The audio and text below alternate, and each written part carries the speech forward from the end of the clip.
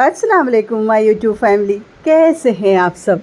मैं भी अल्हम्दुलिल्लाह खैरियत से हूँ और उम्मीद करती हूँ कि आप लोग भी खैरियत से ही होंगे। दोपहर का टाइम है, आज बना है बटर चिकन। बटर चिकन दोपहर में बनाया था मैंने, क्योंकि इन लोगों को गोश्त ही खाना रहता है, चिकन ही खाना रहता है। दाल और सब्ज़ी देख के इब्ने अब्बास को भी और हुसैन दोनों लोगों को फ़ीवर आ जाता है। अगर इन लोगों ने दाल देखा तो समझ लीजिए कि इन लोगों की तबीयत ख़राब हुई। तो फिर मैंने दाल नहीं बनाया है, क्योंकि मुझे मालूम है कि दाल बनाऊंगी तो सिर्फ मैं ही खाऊंगी और किसी को पसंद नहीं आएगी, ना किसी का पेट भरेगा। तो मैंने बटर चिकन बना दिया। बटर चिकन बहुत शौक़ से सब ने खा लिया और आबिस को भी बहुत ज़्यादा पसंद आया। आबिस भी इब्ने के बगल में लेट के सुकून से खा रहे थे। और ये इब्ने का जो स्विमिंग पूल है वो प्रोसेस में है, बस बहुत जल्दी ये कंप्लीट होने वाला है। अब ये शाम का टाइम है, हम लोगों का प्लान था कि चलते हैं बाहर कहीं टहल के आते हैं और चाट और चाउमीन जो भी बच्चे खाएंगे वो खिला के आते हैं। लेकिन आपको पता है कि गर्मी की क्या आलम है, किस कदर गर्मी पड़ रही है। सुबह से लेके रात तक उसी तरह से रहता है। दिन में धूप रहती है तो धूप से गर्मी रहती है और रात में भी गर्मी रहती है। ना रात में सुकून है ना दिन में सुकून है। आदमी बाहर जाए तो कब जाए। तो फिर बाहर जाने वाला प्लान तो फिर कैंसिल हो गया, क्योंकि किसी की भी हिम्मत नहीं पड़ी। सब कमरा खोल के बाहर बालकनी पे जाके सब ने मौसम का जायज़ा लिया और उसके बाद सब की तरफ से ना हो गया कि नहीं भैया बाहर किसी को नहीं जाना है, अगर मंगा सकें तो घर में मंगा दें। तो फिर मैंने इब्ने से बोला कि बेटा जाओ लेके आ जाओ बाहर से कुछ। तो इशरा ने तो अपने लिए चाउमीन मंगाई और बाकी सबके लिए गोलगप्पा और चाट आई। मेरा वही टमाटर, क्योंकि मुझे टमाटर से ज़्यादा कुछ भी अच्छा नहीं लगता है, ना तो करेला अच्छा लगता है और ना ही चाट की टिक्की। टमाटर सबसे ज़्यादा पसंद है, तो मेरे लिए तो टमाटर ही आता है। और आजकल ये वाली रेसिपी दुबई में बहुत ज़्यादा वायरल हुई है। इंस्टाग्राम पे, यूट्यूब पे, हर जगह ये रेसिपी वायरल हुई है। तो आज मैंने सोचा कि चलो आज मैं भी ट्राई करती हूँ कि ये कहाँ तक इसमें टेस्ट है, कहाँ तक इसमें मज़ा है, क्यों ये इतनी वायरल हुई है।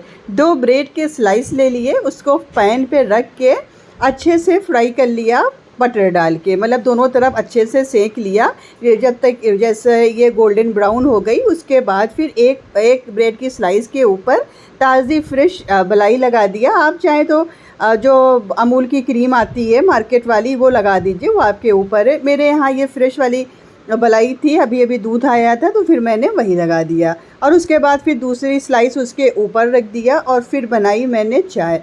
और चाय को इसके ऊपर ऐसे डाल के फैला दिया कि ये पूरी जो ब्रेड है, दोनों स्लाइस है, ये अच्छे से डिप हो जाए। अच्छी थी खाने में, इतनी बुरी भी नहीं थी कि जितना लोग बता रहे हैं। ठीक ठाक टेस्ट था, मतलब ब्रेड को अगर आप खूब अच्छे से फ्राई करेंगे, खूब कुरकुरी कर लेंगे तो मज़ेदार था। जैसे ब्रेड को आप फ्राई करके चाय में डिप करके खाते हैं उसी तरह से था। हाँ, इसमें मलाई का भी टेस्ट आ रहा था। अब ये नेक्स्ट डे की क्लिप है। आज बन रही है पाव भाजी। मैंने इब्ने से पूछा कि क्या खाना पसंद करोगे आज तुम, क्योंकि आजकल इब्ने की पसंद का बहुत ज़्यादा ख्याल रखा जा रहा है। एक दिन इब्ने मुझसे नाराज़ हो गए थे। इब्ने ने बोला कि मुझे बिरयानी खानी है और मैं होटल से लेने जा रहा हूँ। तो मैंने इब्ने से बोला कि मैं शाम में बिरयानी बनाऊँगी, अभी तुम कुछ भी खा लो, दाल चावल खा लो या सब्ज़ी रोटी खा लो, शाम में मैं बिरयानी बना दूँगी। लेकिन उस दिन इत्तेफाक ये हुआ कि मैं दिन भर काम में बिज़ी रही तो मैं रात में बिरयानी बना ही नहीं पाई। तो जब मैंने रात में बिरयानी मंगाई होटल से तो इब्ने ने खाया ही नहीं। इब्ने नाराज़ हो गए और इब्ने ने पूरा दिन कुछ नहीं खाया। तो आजकल भाई इब्ने की पसंद का बहुत ज़्यादा ख्याल रखा जा रहा है। खैर, अब आ जाते हैं अपनी रेसिपी की तरफ। बन रहा है दालचा। पाव भाजी भी बन रही थी और दालचा भी। पाव भाजी नाश्ते में खाई जाएगी और जिसको दिन में खाना होगा खाएगा। और हम लोग अपने लिए बना रहे हैं दालचा, क्योंकि हुसैन को गोशी खाना रहता है, उसको पाव भाजी इतना ज़्यादा नहीं पसंद है।